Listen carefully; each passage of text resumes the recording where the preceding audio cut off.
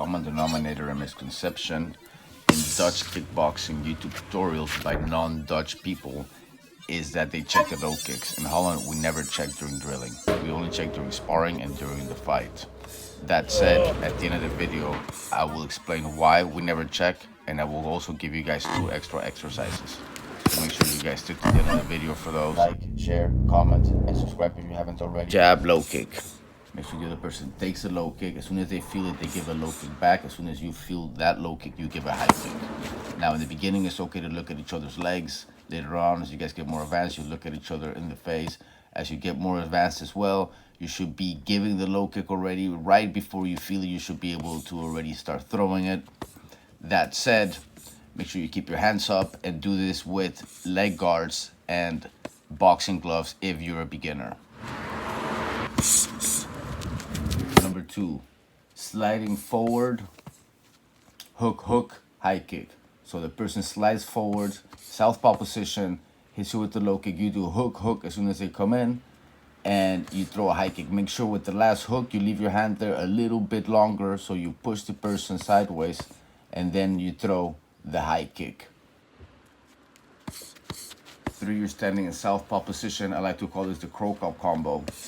You basically, as soon as you feel the low kick, you jab, cross with the hand, with the left hand on the pad, you start throwing the high kick already. Now I'm doing an extra high kick because my girlfriend's quite shorter than me and I want to practice my high kick. So that's why I throw an extra high kick, but that extra high kick isn't necessary if you don't need to and you're doing it with someone your own height. No, but try to throw the next few ones like more suck. Then they're so fucked up, never mind. Here maybe? No, here more, lower, here on the side. But just look there too. Here, right here. Okay. So just do the shovel, that'll be easier with the shovel kick. Yeah, just shovel, go. Yeah. And most Dutch kickboxers only take the kicks on one side because they only stay on one-sided. And they will almost always do it with shin guards. I like to do it without shin guards, and because it's just a bit more hardcore. And also, I like to do it from both sides. I like to switch sides, so I'll work on both legs because when I spar, when I fight, I stand both-sided. So I'll be switching from southpaw to orthodox to righty. So, you know, with the left leg up front, and then I'll switch over to the right leg up front. I'll just switch over and do it different ways. That said, if you only fight one side, then for the most part you only need to work one leg. You don't need to work both, but I like to keep my legs balanced. That is completely up to you guys, of course. Everybody's different. Now, I'll end this video with telling you guys why in Holland we take the low kicks in drilling always. This is something we do consistently. We're consistently working on taking those low kicks. This is when you guys see Dutch people fight, it looks like the low kicks don't affect them not nearly as much as it does the other guy. So that said, the reason why we do this is because if you're consistently taking the low kicks and you're used to it, you get used to also moving and throwing shots while taking the low kicks, which is important because you cannot always check kicks. If you're always checking kicks or always looking to check kicks, number 1, you will get distracted looking down or trying to predict the checking or trying to predict when you're going to check or when you need to check. That's number 1. You're going to get distracted with that, and you're going to get caught with other shots like punches, other kind of shots you can get caught with because you're just too worried about that. You can't worry about checking the kick because, you know, at the end of the day you can also break your leg checking it or throwing a kick. You guys can both get hurt really badly by going bone to bone. It's just much better to take it on the thigh and then try to come in with your own shots, or like you see in this video, as soon as you're taking the low kick from the other person, if you can try to catch them on the understanding leg before they land the kicking leg, that hurts a lot. It's just a better strategy, guys, okay? That way you can also focus on your defense from your punches, because at the end of the day, if you get caught with a hook in the head, you're going to get caught with a low kick after that probably anyways. It's very hard to avoid not getting caught with a low kick if the person is doing a combination with hook, low kick. Even if you block, you're still gonna have to stand on that left leg or that right leg, depending on which side you're standing, and then you're gonna get caught with a low kick on the leg, and it hurts a lot. That's why when Dutch kickboxers try to close distance and catch me with hook kicks, I always back up. I always move my head out of the way and let them miss. It's much better for them to miss because also it takes twice as much energy to swing and miss than to swing and hit. So I always try to get them to miss, but that's just my own strategy, guys. It's kind of a Mayweather strategy that I use when I spar people. I like to have them miss a lot.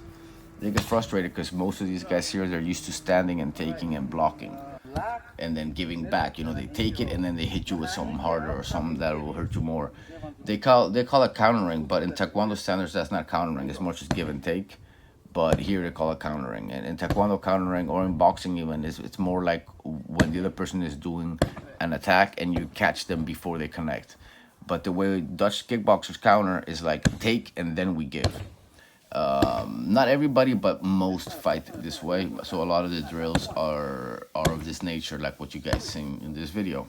But there's a reason for that because you will get caught eventually, anyways, with a kick or a punch, maybe. So you need to know how to take it and the distance and how to deal with that afterwards. Keep in mind, I'm doing this with pads and without gloves and without shin guards because I'm doing it with my girlfriend, and you know I work the door, so I'm also I like to train without the gloves if I'm not training inside a school or inside a dojo with someone who might compete. Then I just rather train this way, you know, just bare knuckles a little bit. And yeah, but that said, you could do these drills with gloves, and but those drills are a little bit different.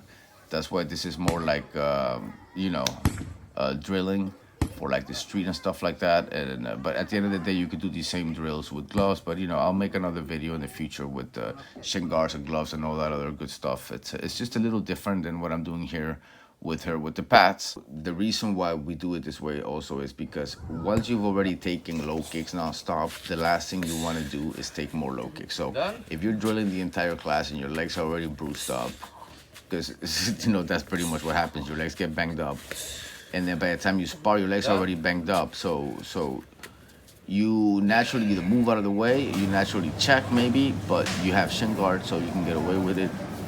But you also, you know, a lot of times your leg is already tired from taking low kicks, so you might not even be able to check or move. So what you do then is just take it again. You get kind of frustrated and angry, as some people do, and then they come in with a cross or with a jab cross, or they just attack. They take an attack, or they take it and they're angry and they give you a low kick too. And a lot of times they won't pivot that front leg also because the leg is already dead from taking low kick. So it's like if you pivot on that leg after taking the low kick, it hurts. And if you get caught on that pivot, and if you get caught on that pivoting leg after you give a low kick, like you throw a low kick, the person takes it, and as soon as the other person gives you the kickback, if they're fast enough and you still pivoted on that leg, you will get caught in the front of your leg, like above your kneecap. You know, that hurts, guys. This is why a lot of times you'll see kickboxers, especially Dutch kickboxers, not pivot their legs so much when they throw their low kicks. Sometimes they will pivot it a lot when they're sure they're going to connect it or whatever. But you'll notice a lot of times they're careful with pivoting that leg, and they're careful with kicking and bringing the leg back immediately, because the faster you bring that leg back, the less likely you will get caught standing one-legged with a low kick of the other person, which again they call that a kind of like a counter in this country. So that said, I hope that made sense. I will do another detailed video more on this, based more and focused more on the low kick and why we take it here and why we never check. So yeah, when you guys watch Dutch kickboxing tutorials, if the people are not like actually moving back and forth, if they're not taking the low kick, if you see that they're checking all the time, they're doing the drills with the checking, like they'll be taking a hook and then trying to check a left with their left leg, a right kick, like yeah, those drills are BS. We don't ever do those kind of drills here. Just know that, and till the next video, catch you later.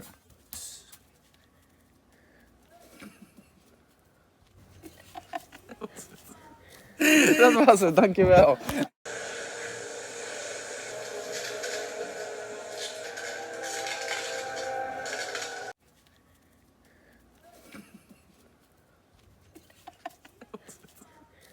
Dat was...